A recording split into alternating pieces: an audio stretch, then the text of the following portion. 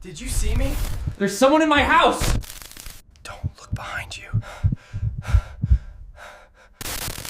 We lock our front doors at night and arm our security systems, assuming we've shut the rest of the world out. But as digital surveillance maps more of our private lives, those cameras are capturing a different reality. The idea that we are ever truly alone may be an illusion. Paranormal researchers often categorize a haunting in distinct stages, beginning with infestation. This is the initial entry of an entity into a space. It's rarely violent, instead manifesting as subtle environmental anomalies, like formless mists, sudden temperature shifts, or fleeting dark shadows that vanish instantly. This vintage stereoscopic document shows the historic Congress Spring in Saratoga, New York, grounding the area's history in the mid-1800s. Nearby, the Green Ridge Cemetery holds thousands of remains from that same era. During a live news report on these grounds, a camera captured a distinct white shape moving steadily behind the reporter, a classic example of a localized mist anomaly with no clear physical source. These anomalies are no longer confined to 19th century graveyards. During a late-night Zoom meeting between a manager in California and her team in the Philippines, a translucent, childlike figure appeared on a webcam behind one of the trainees. The boundary between the physical and the digital appears to be thinning. The vulnerability of an infestation is most acute in total isolation.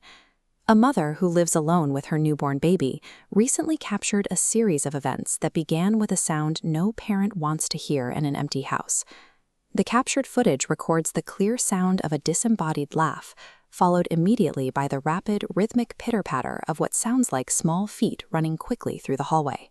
While audio can be deceptive, the home's technology provided a second layer of evidence. At the exact moment the footsteps are heard, the motion detector on the home's back door triggers, despite the mother finding the area completely empty upon investigation.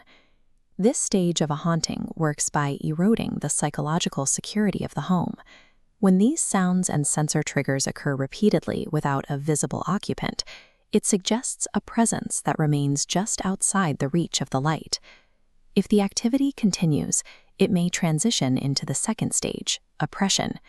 Investigators describe this as a period where the entity shifts from passive observation to active manipulation, using the physical environment to exert pressure on the people living within it.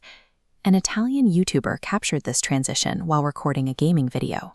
Without warning, his bathroom door slams shut, followed by his office door being thrown open with enough force to startle him away from his computer.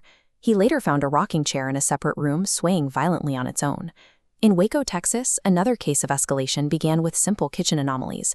A heavy bottle of alcohol, sitting undisturbed on a counter, was recorded being forcefully pushed over as if by an invisible hand. The activity peaked months later during a moment of rest. While sitting on her couch, the resident's hair was violently yanked backward. Her cat was in another room, and her dog, sitting right behind her, appeared just as confused by the sudden physical contact. A mist or a shadow can often be dismissed as a trick of the lens. However, the movement of heavy objects and the violation of personal physical boundaries suggest an interaction that is both physical and targeted. While many experience these events by accident, some investigators deliberately enter environments where these physical interactions are already a known pattern. Aston Hall in Birmingham, England is one such environment. The mansion's history is marked by the tragedy of Mary Holt, who was reportedly locked away in a small attic room by her father for 16 years. This history of prolonged confinement and neglect is thought by many to be the catalyst for the mansion's current activity. While exploring the hall, a group of tourists recorded a response to their questions. When they called out to the spirit of Mary, a clear male voice was captured on the recording stating, "My name is Thomas," providing a direct, intelligent response to a verbal prompt. At the Old South Pittsburgh Hospital, which operated for over 35 years, investigators used technology to bridge the gap between stages. One researcher set up a motion-activated music box in a hallway, a device that requires a physical presence to move within its sensor range to play a sound. The experiment yielded a terrifying result. The music box triggered at the exact moment a dark, solid-looking figure ran across the doorway. It demonstrates that when these spaces are actively monitored, the entities within them may eventually cross into the visible spectrum. The final and most extreme stage is manifestation. At this level, the entity is no longer just moving objects or making noise.